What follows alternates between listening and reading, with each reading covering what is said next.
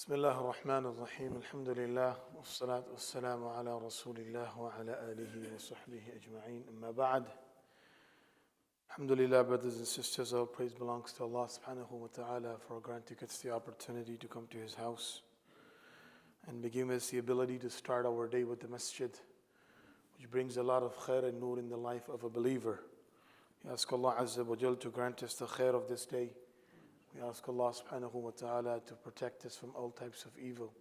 Ameen ya Rabbal Alameen.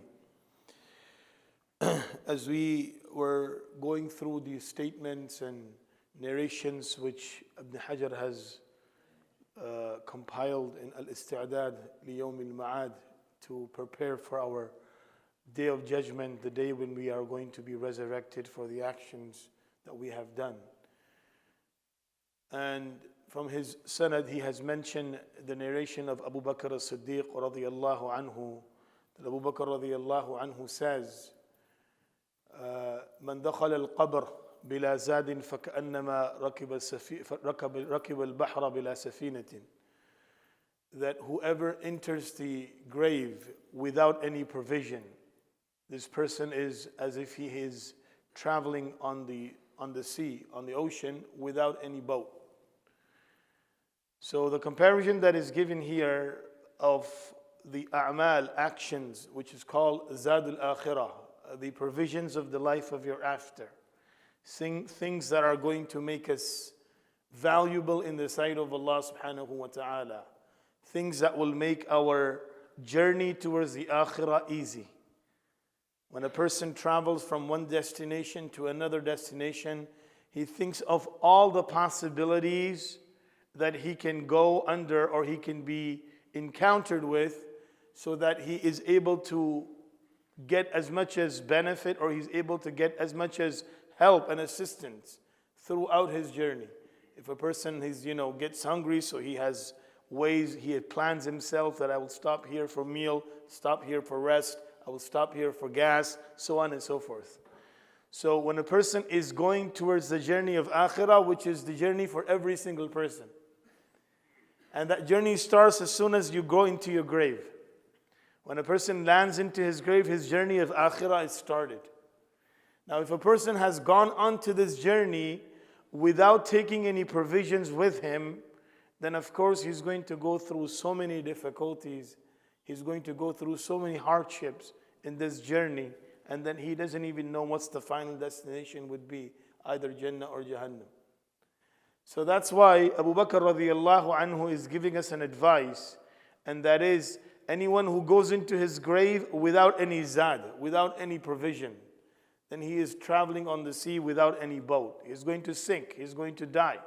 So similarly, a person goes into the journey of akhirah without taking any provisions with him, his akhirah journey looks very, very difficult. And then to couple with that, the statement of Umar al-Khattab radiyallahu anhu, عِزُّ الدُّنْيَا بِالْمَالِ وَعِزُّ الْآخِرَةِ بِصَالِحِ الْأَعْمَالِ. That the honor of this world, a person thinks is accumulating wealth. Person becomes wealthy, he becomes honorable, people respect him, people give him honor, so on and so forth. But when you go into akhirah, the protection and the honor that is given to a person in akhirah is by good deeds, بِصَالِحِ الْأَعْمَالِ. So if you invest your time in only worrying about the respect and honor and izzah of this world, and you become oblivious of the izzah of akhirah, then in akhirah there is no izzah for you.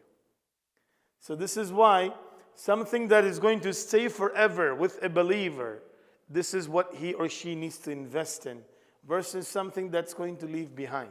Everything else of this world, no matter what you possess, how much you own, how much you built, all of that is going to be left behind. And when we go into our own grave, that's the journey that we need to worry about. If a person was to live how many years? Imam Ghazali rahimahullah writes that if a person is going to give this much life, that you fill the space between the earth and the sky with mustard seeds, and every 1,000 years a bird comes and takes one mustard seed, eventually there will come a time where this gap will be finished and all the mustard seed will be finished, even though a bird comes every 1,000 years. But the life of your after is never finishing. So whatever destination you have decided for yourself for akhirah, that's the destination you will stay. You cannot relocate yourself. You move from one state to another state. You try it out for a couple of weeks, couple of months, couple of years maybe. You didn't like it. You move back to wherever you like to move. But in akhirah, once you got there, there is no coming back. There is no moving. That's your final destination. So that's why we need to worry about this. Every single day, as a believer, I need to think about my akhirah. When I start my day, I have to make intention that today I'm going to make such investments in my life that is going to benefit me when I depart from this world. And every action, what I do, I need to think about this. Is this action of mine taking me or giving me benefit in akhirah, or is going to give me harm in akhirah? This is the advice of these great companions of Allah's Rasul sallallahu alayhi wa sallam. We ask Allah to grant us a true understanding and the ability to practice. Ameen ya Rabbal Alameen. Jazakum Allahu khairan. Subhanallahi wa bihamdihi. Subhanakallahumma wa bihamdik. Wa nashhadu an la ilaha illa anta nastaghfiruka wa natubu ilayk.